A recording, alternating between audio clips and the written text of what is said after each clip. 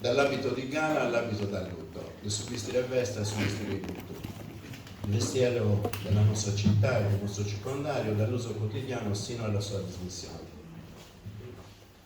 Abbiamo come relatori Ignazio Sanna, che ci parlerà del sabordao, l'origine di questo tessuto e la sua diffusione nel vestiario popolare.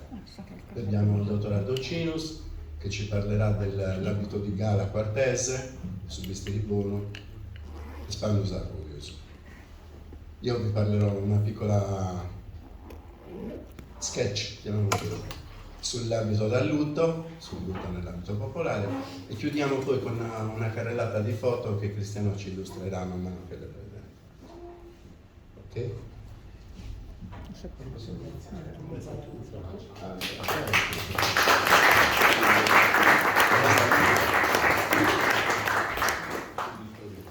Tanto lì in fondo mi sentite? Sì, così non prendiamo microfoni e valevare. Allora, io ringrazio tutti voi per essere presenti, tra l'altro in un orario un attimino prestino dopo pranzo. Vabbè, spero di non farvi addormentare, perché la digestione porta al sonno. O mi sbaglio? Sì, Allora. abbiamo pensato tutto il testo. Mi hanno dato questo compito, sono onorato di potervi dire 4 cose, però prima di parlare di Spandus Arborius, che come sapete è l'abito di gara, vi ribadisco ulteriormente perché purtroppo ancora troppa gente dice l'abito da sposa, balle grandi come la casa, per cui mi preme prima mettere alcune date e alcuni cambiamenti che la società ha con le sue leggi, con le sue abitudini e consuetudini e vari tipi di popolazione, ha fatto sì che l'abbigliamento avesse dei cambiamenti sostanziali.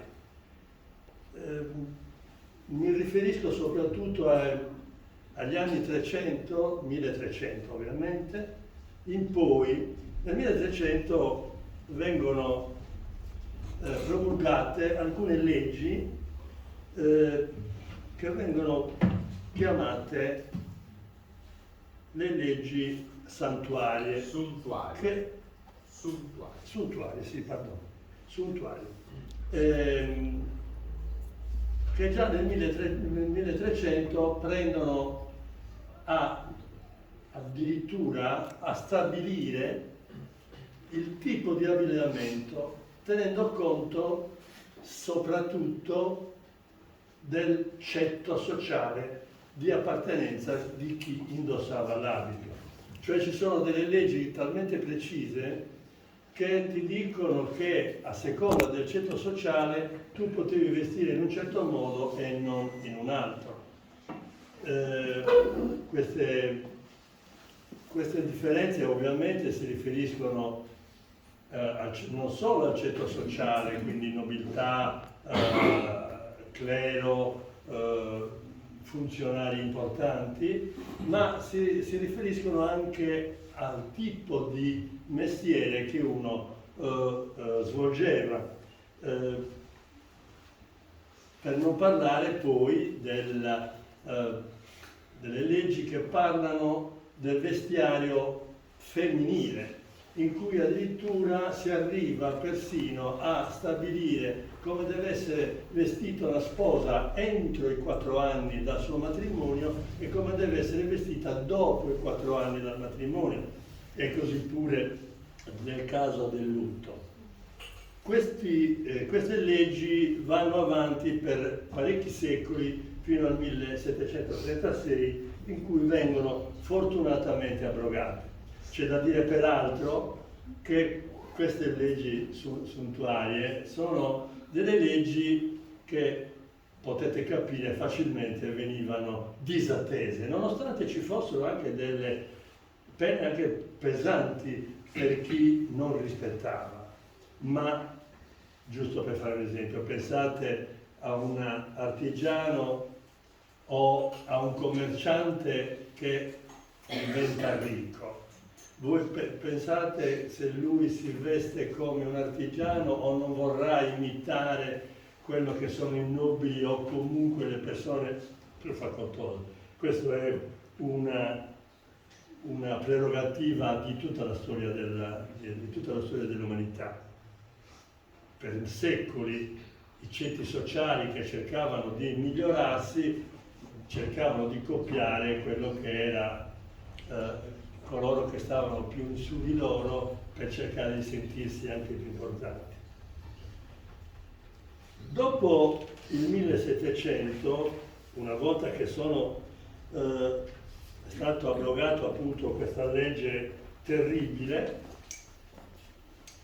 io lo chiamo terribile perché costringere una persona a vestirsi in un certo modo mi sembra un attimino poco libertà. Effettivamente però dopo il 1700 si stabilisce che ognuno si veste come vuole e quindi però la società prende un altro tipo di divisione. Mentre prima era per ceti sociali, dopo c'è per almeno 2 secoli, una divisione tra borghesia e tra tradizionalisti, tanto è vero che continuano ancora a essere presenti certi tipi di brocato, che i tradizionalisti vogliono ancora mantenere, questo è ovvio, giusto la rivoluzione francese è riuscita a distruggere tutto e poi ricominciare da capo.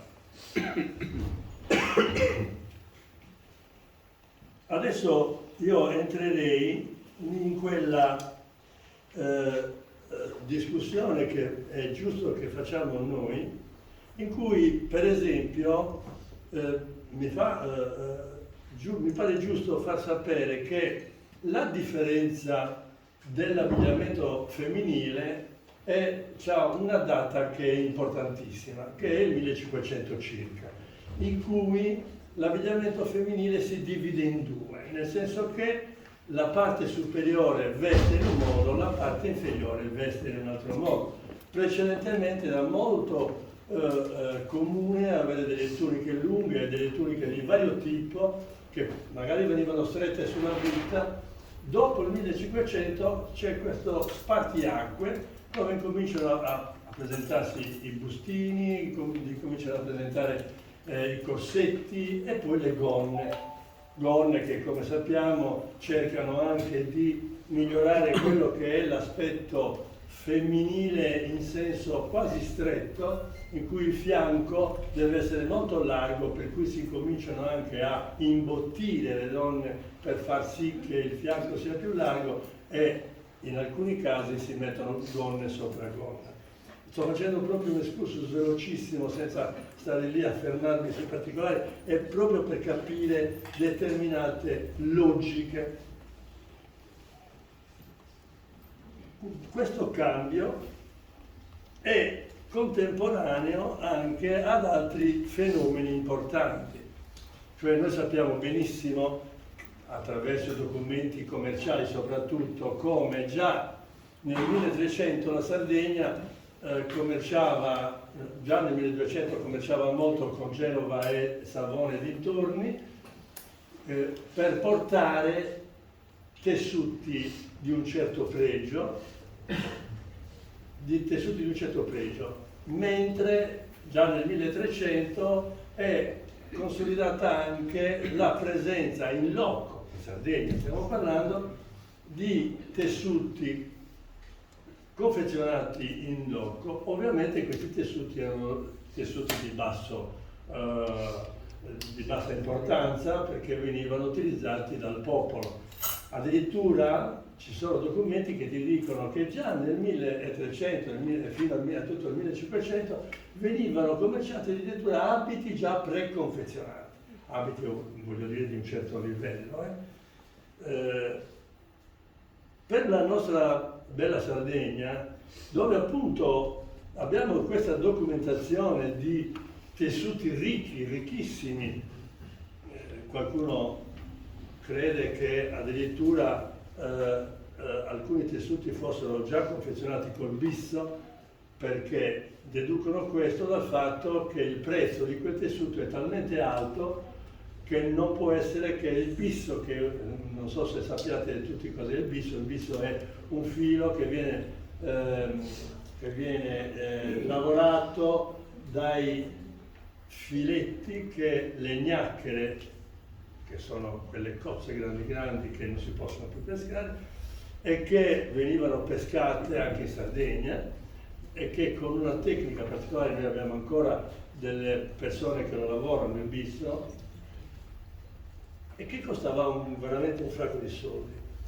Di contro, però abbiamo anche documenti del 1500, mi riferisco all'Arquere e al Fara, il quale ci dicono, non vi leggo il latino perché è inutile leggervelo, che il popolo veste con abiti dimessissimi, di scadente qualità, probabilmente perché, come sappiamo, il popolo della Sardegna vive in povertà in maniera abbastanza intensa, per cui non poteva assolutamente. Quindi c'è questo dualismo, presenza del commercio di tessuti pregiati, ma i locali, non potendo utilizzare tessuti pregiati, si preparano gli abiti come le tele, come l'orbace. Addirittura l'orbace si arriva ad una tale bravura di lavorazione che vengono ordinati tessuti in orbace anche da fuori della Sardegna e vengono quindi esportati, anche se poi sappiamo benissimo che intorno al 1700, al 1800 soprattutto, l'orbace in Sardegna ha qualche limitazione e viene importato addirittura da Napoli.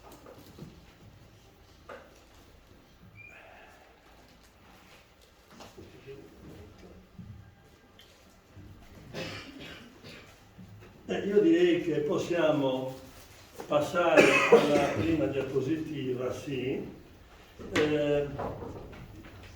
Quando si caratterizza l'abbigliamento tradizionale come noi lo conosciamo? La data più probabile è che dal 1700 in poi iniziano in Sardegna ad essere presenti, non ho messo il cronometro, la giacca non sono in ritardo, nel 1700 in poi incominciano a verificarsi quei cambiamenti che noi oggi conosciamo tutti, e cioè il fatto che la Sardegna incomincia ad abbigliarsi in maniera molto speciale, nel senso che si arriva ad avere in ogni zona, per non dire in ogni paese, si cominciano a verificare le caratteristiche di quel paese. Cioè, noi oggi conosciamo bene quanti costumi, perdonatemi la parola anche se non mi piace molto, in Sardegna sono presenti a seconda della località. Questa differenziazione tra i vari paesi inizia dal 1700 in poi. 1700 in poi noi sappiamo bene, per nostra grande fortuna, noi abbiamo uno dei dipinti policromi con una datazione quasi matematica, che è il quadro di Maria Piras che qui vedete esposto. Maria Piras era una ricca facoltosa quartese che muore nel 1725. Lei si è fatta ritrarre un po' prima un bel po' prima di morire, e come vedete è un abito che differenzia molto rispetto a quelli che oggi conosciamo di quarto. Però se noi Maria Piras, che è una pia donna, perché è una donna è veramente molto ricca, pensate che il suo patrimonio è maggiore di tutto il versato della baronia di un anno, quindi era una donna veramente ricca, però aveva anche il senso, chiamiamolo così, di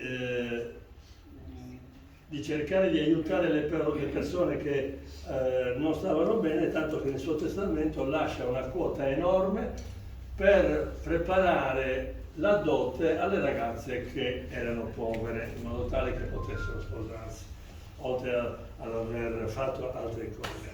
Come vedete è un abbigliamento è ricco, anche se non lo sembra molto, però i galloni, il pittore non era certo dei migliori pittori che esistevano in quel periodo, però la ricchezza dei tessuti è chiarissima. E come vedete anche noi, e non c'è solo in questo, perché ci sono nei quadri di Pittaluga, anche noi capitanesi avevamo l'abitudine che non esiste più, di mettere il corsetto sopra il giubbetto. Vedete che il corsetto è sopra un giubbetto rosso, cosa che adesso è rimasta solamente in alcuni paesi del nord. Anche noi abbiamo avuto questa abitudine, però nel 1700 esiste un altro quadro che è il successivo, no, più avanti, non più indietro, eccolo qua. È un quadro di San Lussurio. Adesso se lo vedete è veramente meraviglioso, perché quando noi con Gianni Urru e altra gente siamo andati a fotografarlo era così. Adesso è stato restaurato ed è la differenza che c'era da quando sono andato io giovane a vedere la Cappella Sistina, e se adesso andate a vedere la Cappella Sistina sembra un'altra cosa, perché sono completamente diversi. Però vedete anche come sono, probabilmente questo è del 1720, questo quadro, così almeno dicono gli esperti. Vedete che anche qui c'è il corsetto che addirittura anche qui sopra c'è questa donna di spalle sopra il giubbino, esatto quello. Per cui anche la nostra quartese, se vogliamo, è inserita nel suo tempo. Adesso voglio fare una precisazione. Io mi sono studiato praticamente tutti i documenti iconografici che la Sardegna possiede. Bene, e ho detto che il cambiamento dell'abbigliamento è ventennale, non sembra vero. Ogni 20 anni ci sono dei cambiamenti, non dico sostanziali, ma importanti. Li ho controllati tutti e ho visto che 20 anni, 20, 22, è il periodo in cui si hanno sbagliazioni. Se ci pensate bene, però, in 20 anni le industrie cambiano, i tessuti cambiano, per cui 20 anni dopo il tessuto che c'era 20 anni prima non c'è più. E badate bene che poi arriveremo a vederlo anche sul quarto, i 20 anni continuano ad esserci. Andiamo avanti. Questo è il famosissimo quadro di Alberto, che pubblica Alberto della Marmora nel suo Voyage, che nel 1726 pubblica a Parigi veramente un lavoro enorme sulla Sardegna, tra cui anche le tradizioni popolari, l'abbigliamento, il modo di vivere. Devo purtroppo, per essere onesto e corretto, anche se si può interpretare diversamente, dire che fino a poco tempo fa noi dicevamo che quella era una sposa di quarto. È un punto interrogativo, perché nella prima edizione del Voyage la dicitura è questa: nozze, arrivée d'une jeune fille de Simia, mariée a un riche cultivateur de quarto. C'è da dire però che questa donna che arriva da Sinai, quindi, e infatti le sinaesi si sono un po' arrabbiate quando noi abbiamo sempre detto che questa è una donna di quarto, però la tradizione vuole, l'antropologia ci dice che ancora in quel periodo, soprattutto nelle famiglie benestanti, lo sposo offriva l'abito da sposa a sua moglie. Quindi questo abito potrebbe essere di quarto, perché il promesso sposo ha donato l'abito da sposa alla sua futura moglie. Nella seconda edizione, diciamo che la Marmora parecchie cose cambia nella seconda edizione. Perché le cambia? Perché lui è un piemontese Ricordiamoci che i piemontesi cercavano di migliorare la Sardegna secondo loro, e se venivano pubblicate cose non piacevoli venivano subito redarguiti e dovevano cambiare la dicitura. Io ho poco fa, perdonatemi se divago un attimino, ho fatto un lavoro sulla Cabadora. Pensate che nella prima edizione lui parla dell'esistenza di questa Cabadora perché così gli hanno detto persone importanti, però siccome succede un pandemonio quando si pubblica questa notizia che in Sardegna ci sono la Cabadora, e per i piemontesi la presenza della Cabadora era dire che i sardi erano dei grezzi, dei barbari, delle cose, e quindi dice: come? Noi stiamo cercando di migliorare la Sardegna e voi mi pubblicate queste cose, vedete? E nella seconda edizione la Marmora cambia anche quello e dice: sì, forse è vero, nel 1700 c'erano, ma adesso non ci sono più. E quindi anche nella seconda edizione cambia la dicitura di questo e dice: arrivo della sposa, punto. Poi però questo nel quadro, poi però quando lui spiega dice arrivo della sposa nelle vicinanze di Quarto. La allarga. La drizzata. Andiamo avanti. Questo è un coevo di colui che ha fatto i quadri della Marmora, che scoppiazza il quadro, ed è chiaramente, avete visto anche l'altro, torniamo indietro.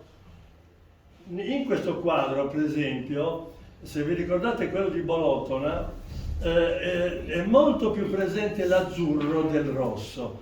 Qui c'è un refuso di azzurro nella signora che è nel secondo cavallo dietro la sposa, come c'è l'azzurro anche nelle bande. Quindi questo ci fa pensare che quel tessuto era un tessuto molto più presente 220 anni prima, e poi decade l'azzurro e arriva di più rosso, verde e così via. Andiamo avanti.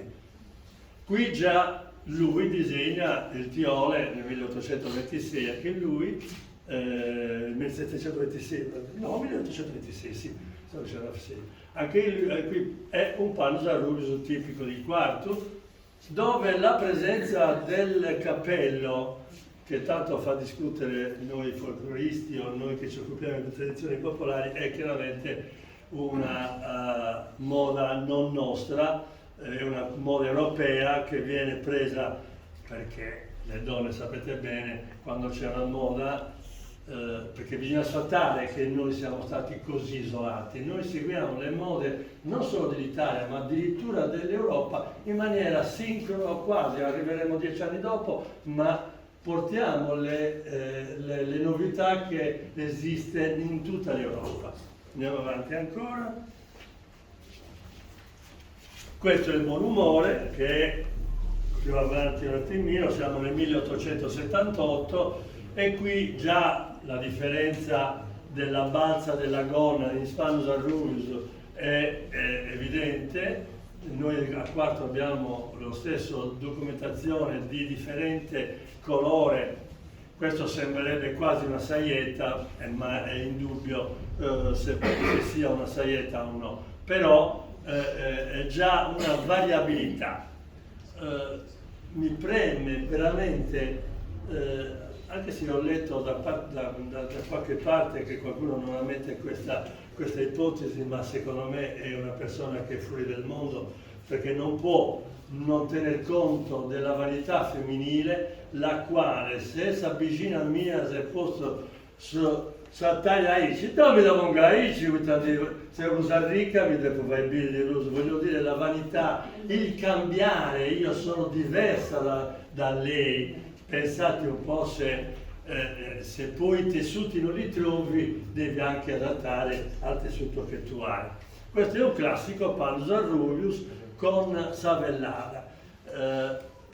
Savellada che, almeno secondo Rossi Vitelli, diventa vellada nera in virtù del fatto che durante il famoso la famosa peste dove Sant'Efisio ci ha salvato un inciso. Siccome io sono un medico, mi piace essere onesto. La peste in Sardegna dura 3 anni. Vi ricordate quanto è durato il Covid? 3 anni. Con la differenza che allora non c'erano medicine, adesso c'erano medicine. Mi direte, ovviamente con un numero di morti molto più basso, questo è il successo di adesso, però il virus se ne strafrega del fatto che ci sia la cosa, le medicine o no, lui ha quel corso e quel corso ha fatto. Scusatemi la cosa. Comunque, durante quella